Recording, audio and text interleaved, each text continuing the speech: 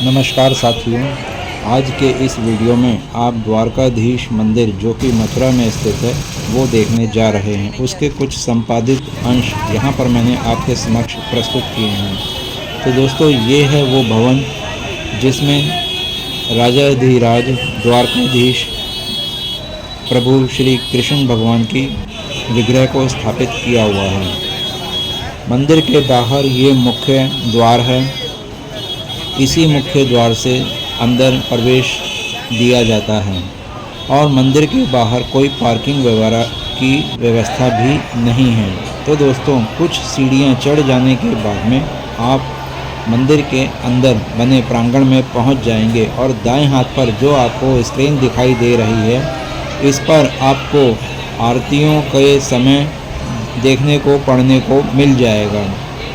तो दोस्तों, यहाँ पर मंदिर में आने के बाद में जो आपको नज़ारा देखने को मिलता है वो है मुख्यतः भगवान श्री कृष्ण के जन्म की मूर्तियों के बारे में। जो यहाँ पर आप दर्शन कर पा रहे हैं, ये श्री कृष्ण भगवान के दर्शन आपको हो रहे हैं। भगवान विष्णु के 8वें अवतार के रूप में श्री कृष्ण भगवान को जाना और माना जाता है और उसी वजह से यहाँ पूरे मथुरा में बहुत ही उनको पूजनीय मानकर उनकी दर्शनों हेतु लोग यहाँ पर आते हैं। ये मार्ग वो मार्ग है जो मंदिर की परिक्रमा मार्ग कहलाता है।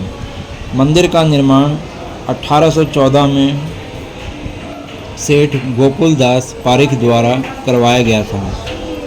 यह मंदिर अपनी वास्तुकला और राजस्थानी शैली के अनुसार बनाया गया था। मंदिर में प्रवेश करने के लिए, प्रभु श्री कृष्ण भगवान के दर्शन करने के लिए महिला और पुरुष दोनों की अलग अलग लाइनें लगती हैं और उसी प्रकार से आप लाइनों में दर्शन कर लेने के बाद में इस रास्ते से बाहर आ जाओगे।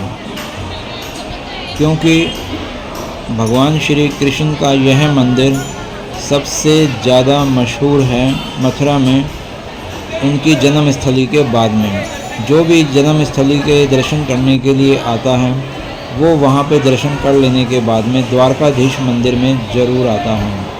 और मंदिर में बने इस आप भवन को जब आप देखेंगे और इसके ऊपर जो नक्काशी और चित्रकारी का जो काम किया गया है वो भी बहुत ही भव्यतापूर्ण किया हुआ है।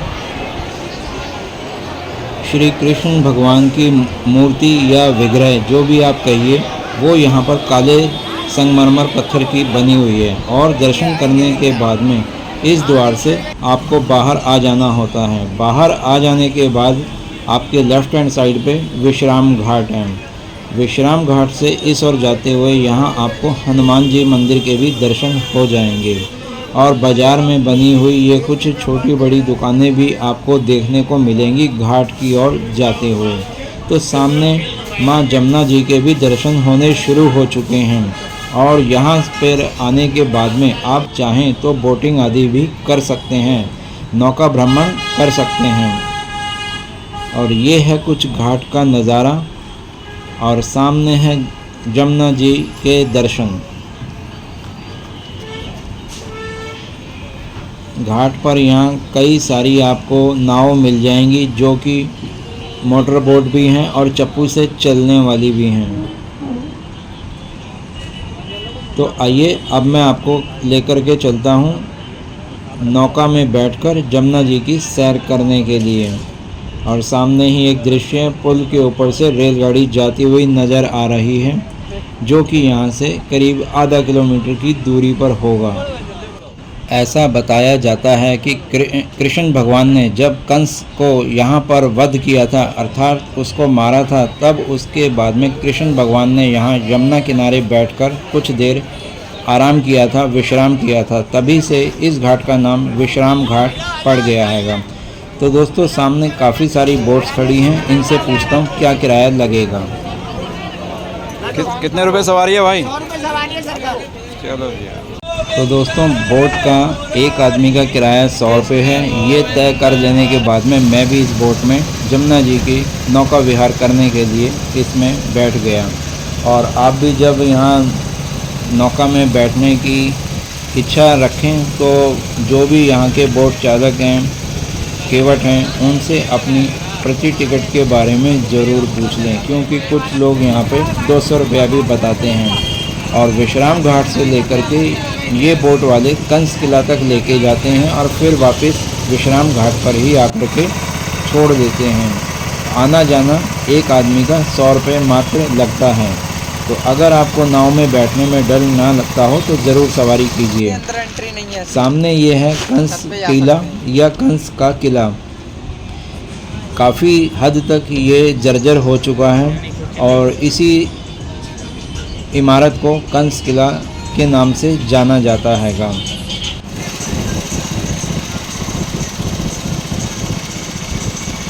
जमुना जी किनारे पर कई सारे घाट बने हुए हैं। ऐसा प्रतीत होगा आपको जैसे कि आप वाराणसी में घूम रहे हों, उनके घाटों का भ्रमण कर रहे हों।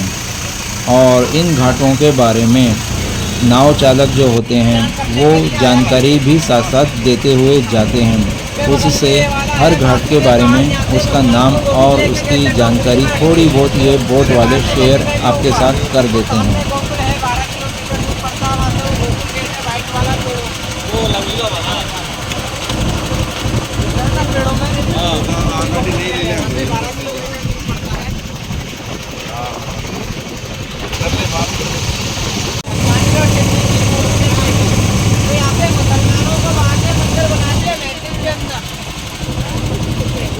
सामने संत घाट है, मस्जिद देख रहे हो ना, तो हनुमान जी और शिव जी की मूर्ति निकली थी। यहाँ से मुसलमानों को बहा के मंदिर बनाया मस्जिद के अंदर, संत घाट बोलते हैं इसको। ये वाला है सूरत घाट, एक गुजराती का सेठ था सूरत का, उसने बंडा को गौर को वेली दान में दी थी। इसको सूरत वाली धर्मशाला कहते हैं। ये गुजराती के सेठ ने दान में दिया। और ये वाला है गिरिराज जी घाट।